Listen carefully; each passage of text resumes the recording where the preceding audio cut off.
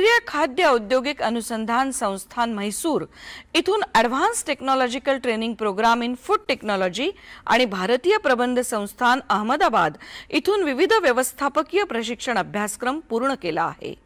नवीन उत्पादने बनवून कंपनीची उत्पादन श्रेणी अद्ययावत करण्याचं उल्लेखनीय काम करण्यात त्यांचा मोठा सहभाग आहे।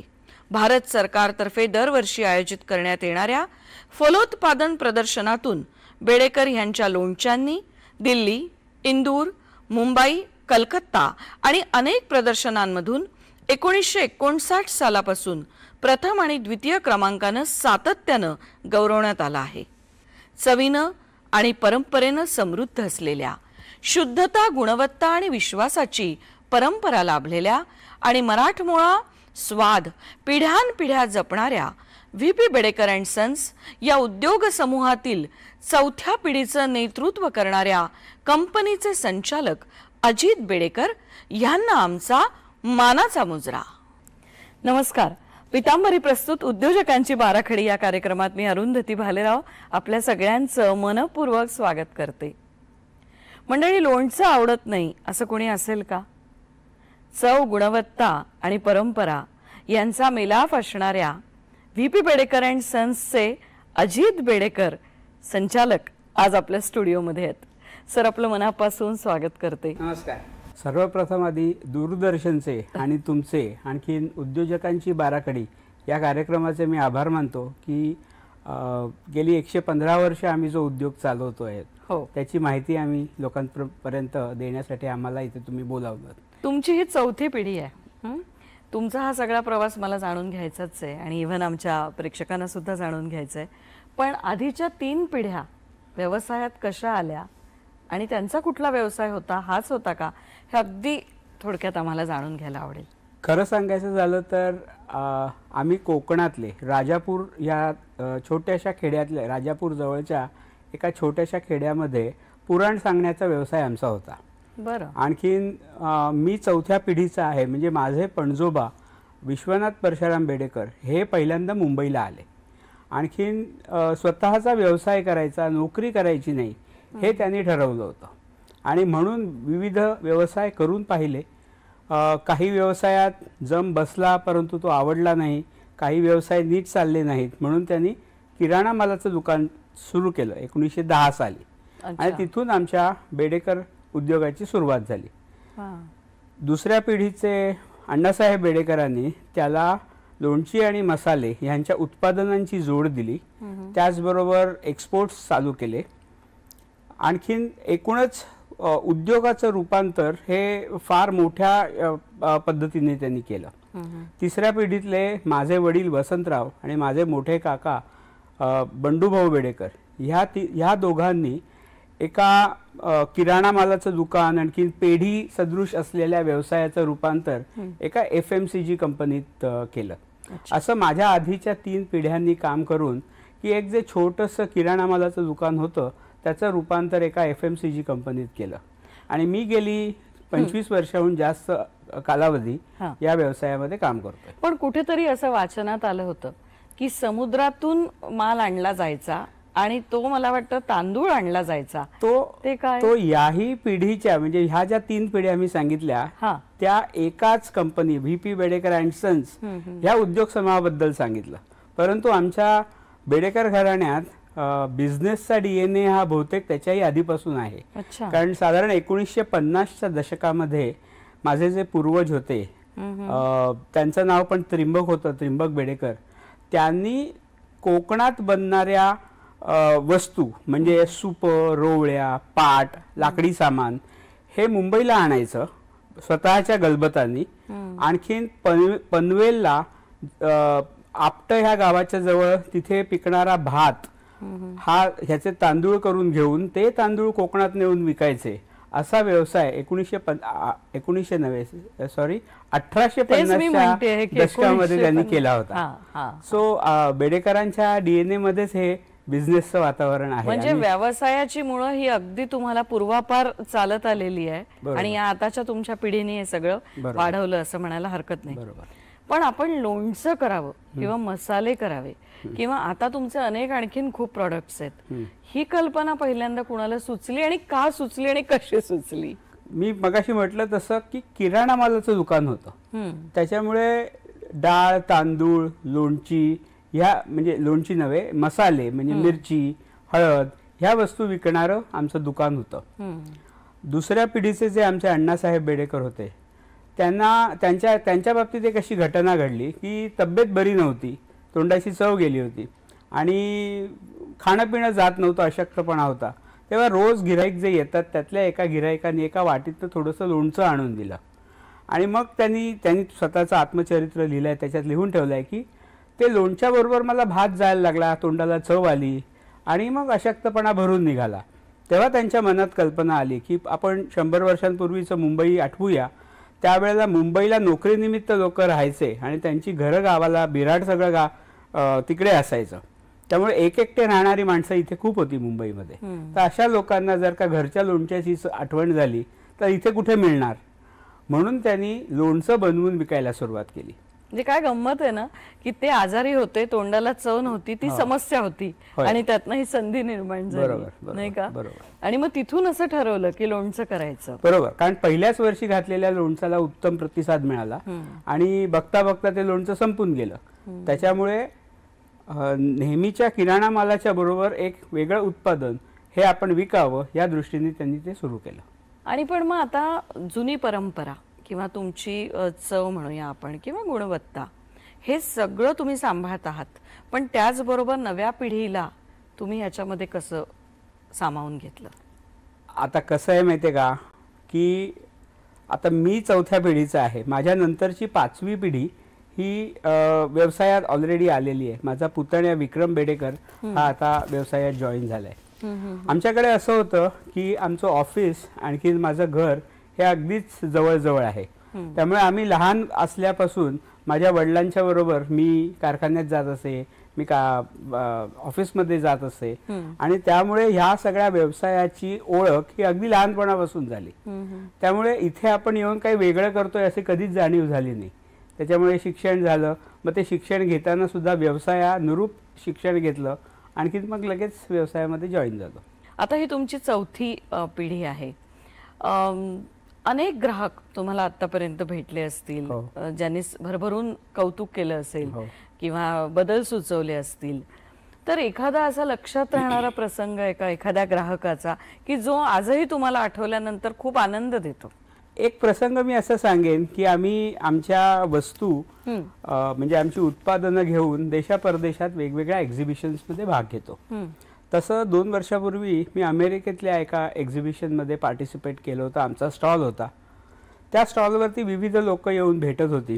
त्यावेळेला एक मला भारतीय दाम्पत्य भेटलं की जे म्हणजे दोघंही वयाचे 80च्या दरम्यान होते, वयस्क दाम्पत्य होतं आणि ते अगदी खूप पूर्वी म्हणजे 50 वर्षांपूर्वी 70च्या दशकामध्ये अमेरिकेत स्थायिक झाले. तर त्या गिरायकांनी आम्हाला जी आठवण सांगितली ती खूप मजेशीर होती. 70च्या दशकामध्ये अमेरिकेत सर्वत्र भारतीय खाद्यपदार्थ इतक्या इझिली उपलब्ध नव्हते. तर आणि त्यांचं राहणं सुद्धा मुख्य न्यूयॉर्क, शिकागो अशा शहरात नव्हतं, ते कुठल्या तरी छोट्या शहरात राहत म्हणजे जिथे पोहोचतच असेल नाही. तर त्यांच्या जवळ इंडियन फूड मिळणारं एकही किराणा मालाचं दुकान नव्हतं. पण एक मिडल ईस्टर्न दुकान होतं. त्या दुकानामध्ये भारतीय चवीच्या फक्त 3 वस्तू मिळायच्या. एक म्हणजे बासमती तांदूळ मिळायचा, तुरीची डाळ मिळायची, आणखीन बेडेकरांचं लोणचं मिळायचं. अरे वा. आणखीन म्हणाले आमची कित्येक जेवणं ही रात्रीची जेवणं ही वरण भात आणि बेडेकर लोणचं ह्याच्यावरती आम्ही केलेली आहेत. आणखीन तुमच्यामुळे आम्हाला भारतीय खाद्यपदार्थ किंवा चवी ह्या आम्हाला इथे मिळत राहिल्या अशी आठवण त्यांनी आम्हाला सांगितली. किती भरून पावल्यासारखं वाटलं असेल. एक छोटासा ब्रेक घेते आणि पुन्हा परत येतोय. कुठेही जाऊ नका, बघत राहा उद्योजकांची बाराखडी. पितांबरी प्रस्तुत उद्योजकांची बाराखडी.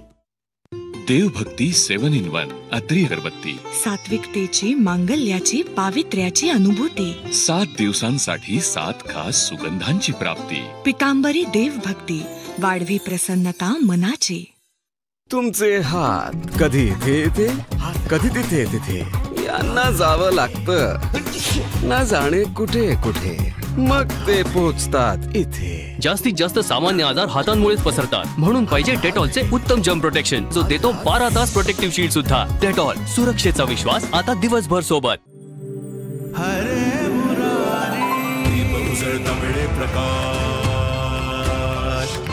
ईश्वराचा होई आभास.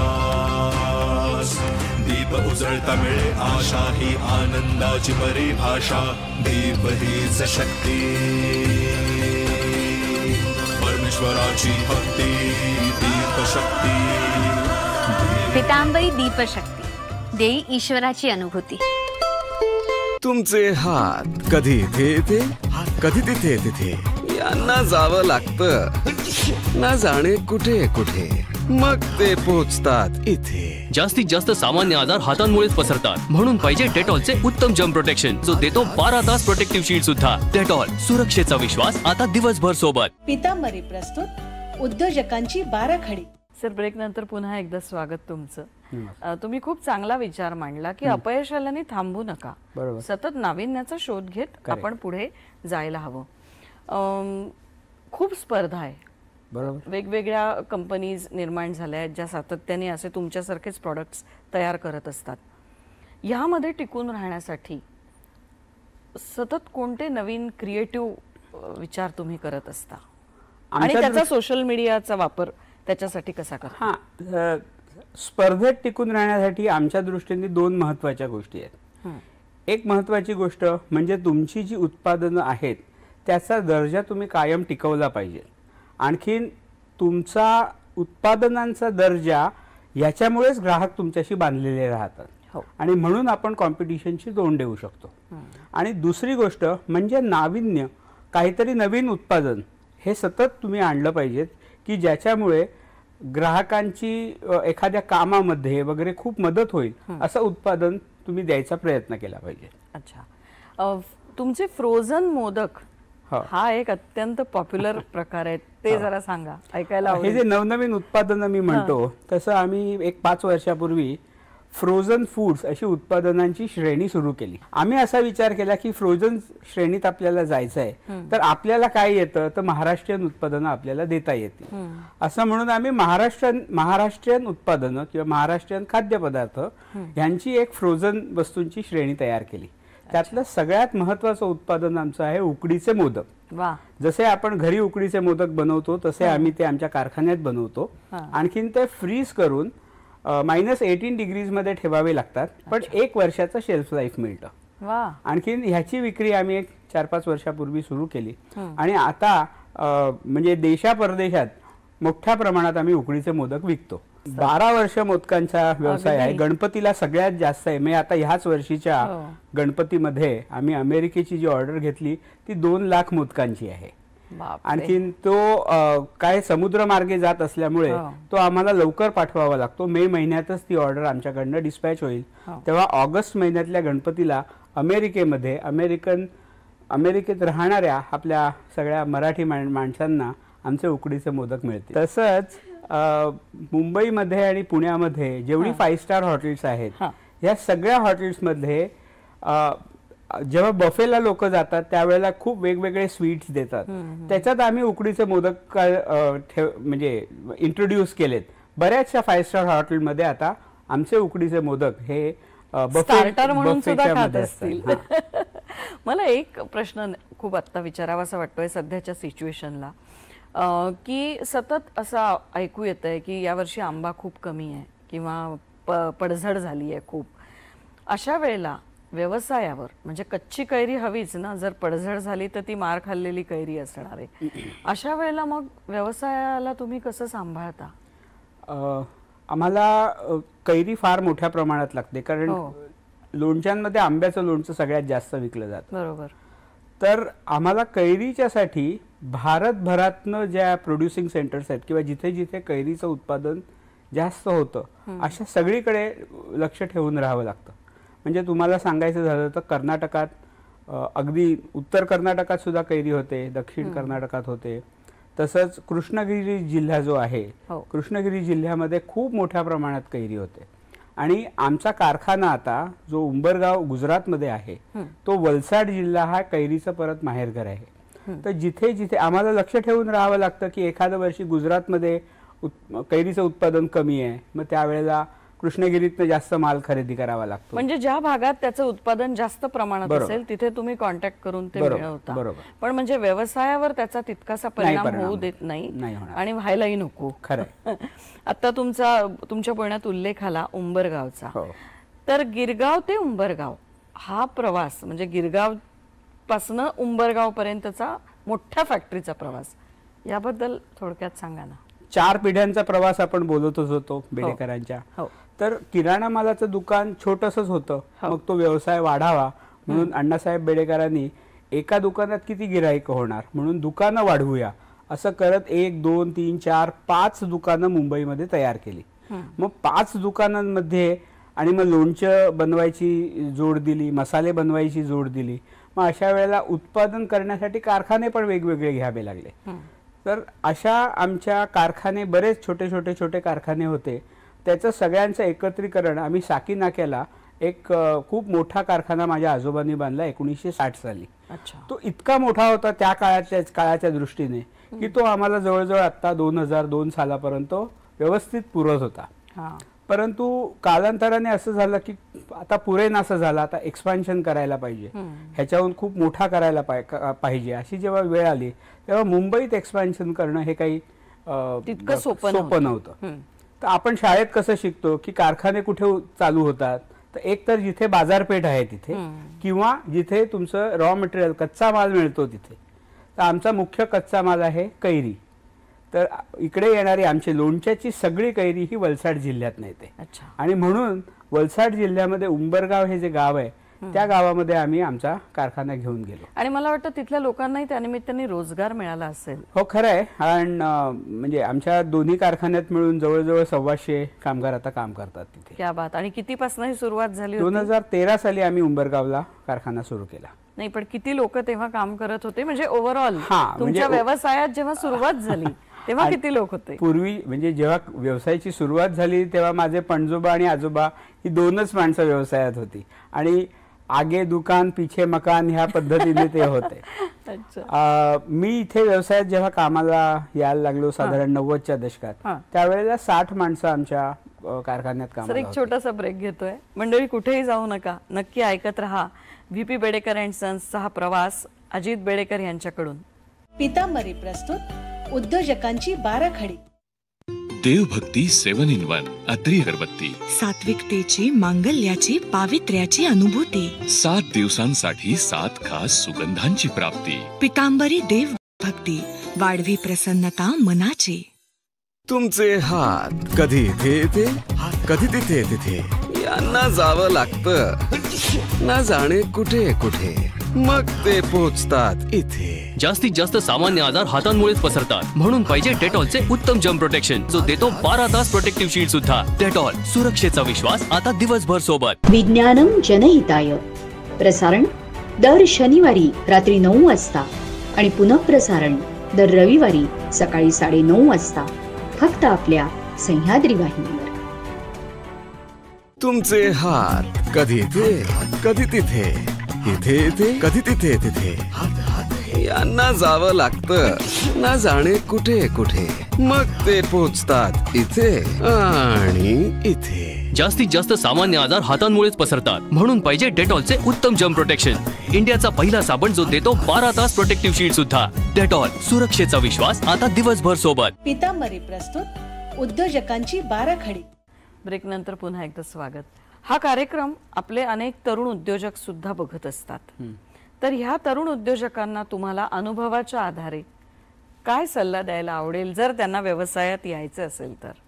खरं सांगू का की मी स्वतःला कोणाला तरी सल्ला देण्या एवढा मोठा काही मानत नाही, परंतु आमच्या एका हितचिंतकाने. हा विनय आहे तुमचा, इतक्या वर्षांचा अनुभव आहे तुमचा. नाही तरी सुद्धा सांगतो, आमचे एक हितचिंतक आणखीन बिझनेस मधले खूप मोठी व्यक्ती एक आहेत. त्यांनी मला एक जो सल्ला दिला होता ना तो मला सगळ्यांना सांगायला आवडेल. जेव्हा आम्ही फ्रोझन फूड्सची सुरुवात केली त्यावेळेला अगदी छोट्या प्रमाणात आमचं काम होतं. म्हणजे एक 700 लिटरच्या डीप फ्रीजमध्ये राहील एवढाच माल आम्ही बनवू शकत होतो आणि दर आठवड्याला बनवायचा आणि विकायचा, इतकं छोट्या प्रमाणात ते काम होतं. ते जेव्हा सुरू केलं तेव्हा ह्या आमच्या एका ओळखीच्या हितचिंतकांनी मला असा सल्ला दिला की एक लक्षात ठेव, तू ह्या नवीन व्यवसायाची आत्ता सुरुवात करतोयस, कमीत कमी 1000 दिवस किंवा 3 वर्ष ह्याच्यात तू नेटाने काम करत राहा. मग तिथे अपयश आलंय असं वाटेल, त्याची वृद्धी तुला पाहिजे तशी होते असं वाटत नाहीये, असं जरी सगळं असलं तरी तू त्याचा धीर सोडू नको आणि 3 वर्ष किंवा 1000 दिवस असा अवधी तू त्याच्यामध्ये ज्या वेळेला मन लावून काम करशील तेव्हा तुला पुढे त्याचे म्हणजे फळ दिसायला लागतील. आणि आमच्या बाबतीत तसंच झालं. सुरुवातीच्या काळात जरा नवीन नवीन गिराईक मिळवणं हे कठीण होतं, कारण कांदे पोहे फ्रोझन स्वरूपात कोण विकत घेणार हेच आम्हाला गिराईकच आधी तयार होत नव्हती. पण हळूहळू मग म्हणजे भारतातल्या बऱ्याच हॉटेल आणि रेस्टॉरंट यांना जसं आम्ही विकायला लागलो तसं आमच्या ब्रँडमध्ये अमेरिकेमध्ये सुद्धा अगदी आपले मराठमोळे पदार्थ, मग कांद्याचं थालीपीठच असू देत, कांदा भजी असू देत, उकडीचे मोदक, बटाटे वडे, हे सगळे आम्ही बेडेकर ब्रँडमधले फ्रोझन फूड्स अमेरिकेत सगळीकडे उपलब्ध केले. आज जवळजवळ 1200 इंडियन ग्रोसरी स्टोअर्समध्ये, अमेरिकेतल्या 1200 इंडियन ग्रोसरी स्टोअर्समध्ये बेडेकरांचे फ्रोझन उत्पादनं मिळतात. आता सध्या सगळ्यात महत्त्वाचा प्रश्न असतो कुठल्याही व्यवसायातला, तो म्हणजे मार्केटिंगचा. बरोबर. सोशल मीडिया, खूप प्रमाणामध्ये लोक सोशल मीडियाचा वापर करतात, पण सोशल मीडिया व्यतिरिक्त माउथ टू माउथ पब्लिसिटी हा एक अत्यंत महत्त्वाचा भाग आहे. तुम्ही या सगळ्याकडे कसं बघता? बेडेकर कंपनीचे ना जाहिरात विभाग ह्याच्याकडे फार चांगल्या रीतीने बघितलं गेलेलं आहे. माझे वडील वसंत बेडेकर जे आहेत त्यांची स्वतःची ॲडव्हर्टायझिंग एजन्सी पण होती आणि त्याच्यामार्फत त्यांनी फार चांगल्या जाहिराती बेडेकर कंपनीच्या केल्या. एक जाहिरात प्रकर्षाने गाजली, ती अशी होती की संदेश असा होता की उत्कृष्ट मसाले बनवणारे 2च, पहिले स्वतः तुम्ही आणि तुम्हाला वेळ झाला नाही तर बेडेकर उत्पादनं वापरा. हे कारण असं होतं 80च्या दशकापर्यंत मसाले घरोघरी बनवण्याची पद्धत होती, तेव्हा ही जाहिरात म्हणजे उन्हाळा आला की मसाले तयार केले जायचे, तिखट केलं जायचं. तर तेव्हापासून आम्ही जास्त करून वृत्तपत्र ह्या माध्यमातून सगळ्यात जास्त जाहिराती करतो. त्याच्या खालोखाल आणखी म्हणजे कारण कसं आहे, आपण कितीही चांगली वस्तू बनवली तरी गिराईकाला जोपर्यंत आपण हे बनवतोय हे कळीत झालं नाही तोपर्यंत आपल्या वस्तूला मागणी येणार नाही, म्हणून वृत्तपत्रात करतो. आणखी ज्या ठिकाणी पॉइंट ऑफ सेल म्हणतो आपण, एखाद्या दुकानामध्ये आपला माल उपलब्ध असेल तर त्या दुकानामध्ये बोर्ड लावणं, बॅनर लावणं, अशा पद्धतीने आमच्या जाहिराती चालतात. आता कालांतराने जसे मीडियाज बदलत गेले तसे रेडिओ, TV इथे सुद्धा आमच्या जाहिराती चांगल्या प्रकारात आम्ही केल्या. आणि आता म्हणजे अगदी खरं सांगायचं झालं तर लॉकडाऊन नंतर सोशल मीडिया हा एक नवीन प्लॅटफॉर्म मिळालेला आहे. त्यामुळे सोशल मीडियातल्या सगळ्या प्लॅटफॉर्म्सवरती आमच्या जाहिराती चालू असतात. सर, हा सगळा व्यवसाय करताना तुम्ही लोणची, मसाले आणि आता तुमच्या इन्स्टंट फूडची चेन, हे सगळं करत असताना उद्योजक हा शांत बसत नाही, तो सतत नवनवीन स्वप्न बघत असतो. भविष्यातलं तुमचं स्वप्न काय आहे? कसं आहे माहिती आहे का, आत्ताच्या घडीला आमची अत्यंत नवीन उत्पादन श्रेणी जी आहे ती फ्रोझन फूड्सची आहे. हे फ्रोझन फूड्स अगदी सगळ्या घराघरात पोहोचावं की जेणेकरून तुम्हाला पोहे खावेसे वाटले ना 10 मिनिटात तुम्हाला पोहे मिळतील. ते मायक्रोवेव्हमध्ये फक्त 2 मिनिटं गरम करा आणि अगदी घरच्या चवीचे तुम्ही पोहे खा. आम्ही सगळे महाराष्ट्रीयन खाद्यपदार्थांवरती आम्ही काम करतोय आणि हे घरोघरी पोहोचवण्यासाठी काय करता येईल ह्याचा आम्ही प्रयत्न करतो. खूप छान आहे हा विचार, कारण नोकरी करणाऱ्या महिलांना याची खूप मदत होईल. मुलाखतीच्या आपण अगदी शेवटच्या टप्प्यामध्ये आहोत.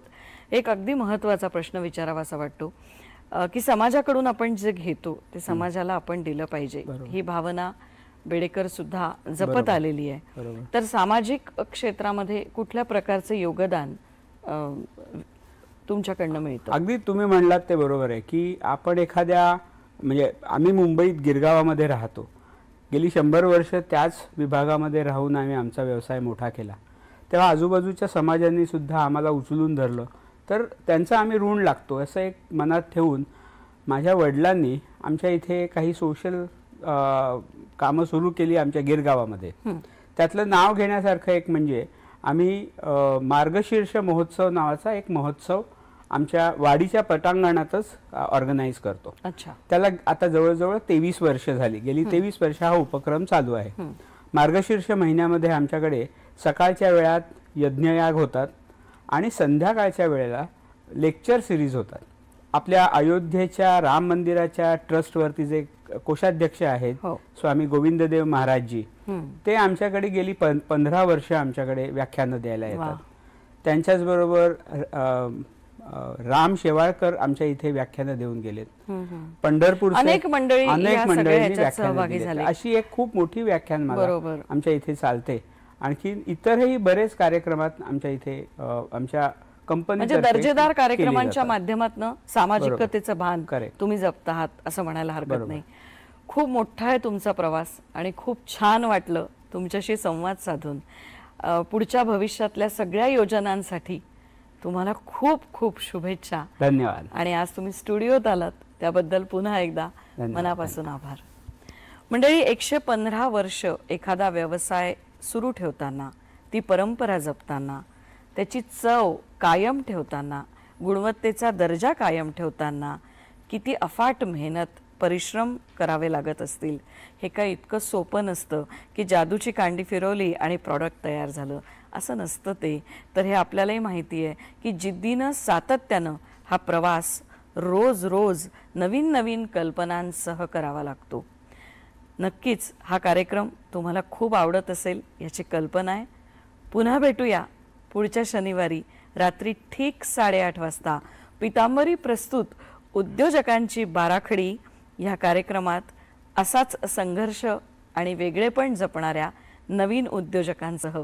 तोपर्यंत बेडेकर लोणच्याची चव तुमच्या मनात ठेवा, हृदयात जपा.